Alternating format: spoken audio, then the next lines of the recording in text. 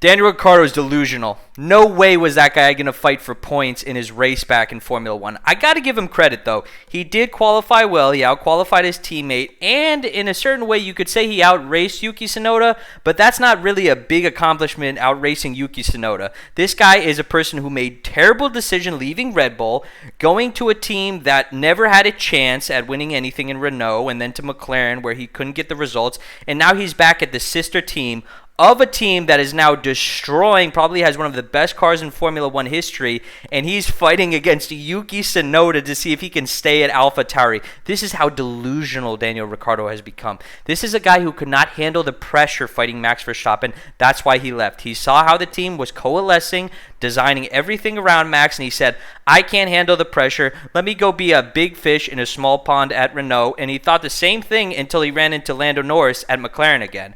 So this guy has totally lost it. Okay, say he didn't get hit in the back and take out both of the Alpines. He would not have been fighting for a points position. The last points paying position went to Lance Stroll. Lance Stroll, a guy who's not the best driver, but is in an Aston Martin. And who was behind him? Alex Albon, who is actually outracing that Williams and racing out of his skin much better than most of the drivers. That's why, in my opinion, in most reports, he's going to replace Carlos Sainz at Ferrari. I really do think that's going to happen.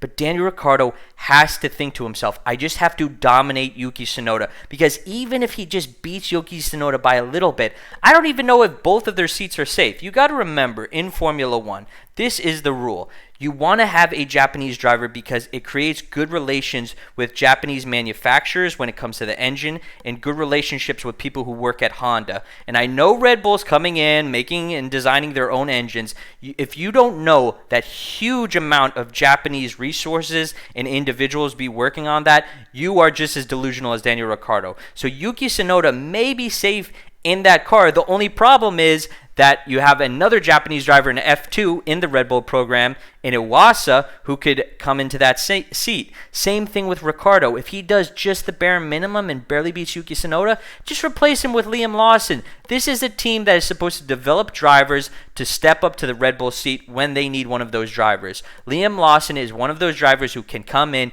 and get results, and maybe Iwasa can too. Maybe they'll be worse than both of these drivers, but this is the thing. Red Bull is not scared of replacing people. They prove that with their whole system of getting rid of Nick De Vries, replacing Max Verstappen into the seat of Pierre Gasly when he wasn't performing. This is a team that's not like a Ferrari or Mercedes that takes years to make decision.